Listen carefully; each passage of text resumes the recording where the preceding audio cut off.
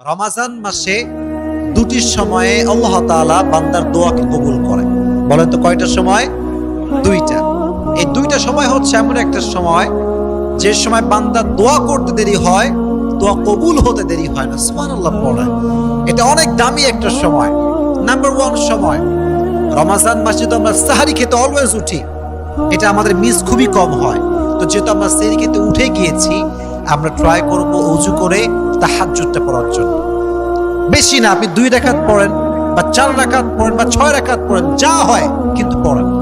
রমাজান মাসে তাহাজ্জুদের যায় নামাজে যখন কেউ চায় রবের কাছে, আল্লাহ এইটা চাই, গাড়ি চাই, বাড়ি চাই, হেদায়াত চাই, এইটা চাই, ওইটা চাই, বান্দা চাইতে দেরি হয়, আল্লাহ কবুল করতে দেরি হয় না। মন খুলে পড়েন সুবহানাল্লাহ। এজন্য 1 নাম্বার, আমরা তাহাজ্জুদটা মিস করব না। তাহাজ্জুদের সময় আল্লাহর কাছে বারবার আমাদের চাওয়া পাওয়াগুলো আমরা চাইতে থাকবো। রাজি আছেন তো ইনশাআল্লাহ? তাহলে 1 নাম্বার তাহাজ্জুদের সময়। কোন সময়? তাহাজ্জুদের সময়।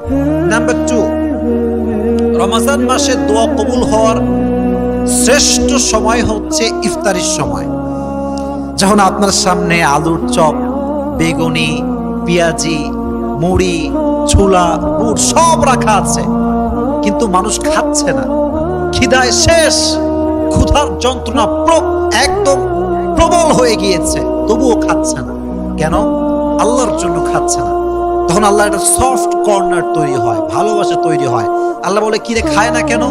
ফেরেশতা বলে, আল্লাহ তোমার জন্য খাচ্ছে না, তোমার জন্য উপোস আছে, না খেয়ে আছে। তো এটা হচ্ছে একটা মুখ্যম সময়। ইফতারির সামনে রেখে যে বান্দা দোয়া করতে পারে, তার দোয়া আরশে আজিমে গিয়ে নক করে, সুবহানাল্লাহ পড়ে। এই জন্য কলিজার ভাইয়েরা, ইফতারির সামনে রেখে মোবাইল ফোন নয়, ফেসবুক নয়, হোয়াটসঅ্যাপ নয়, মেসেঞ্জার নয়, জাস্ট মনে মনে জিকির করবেন।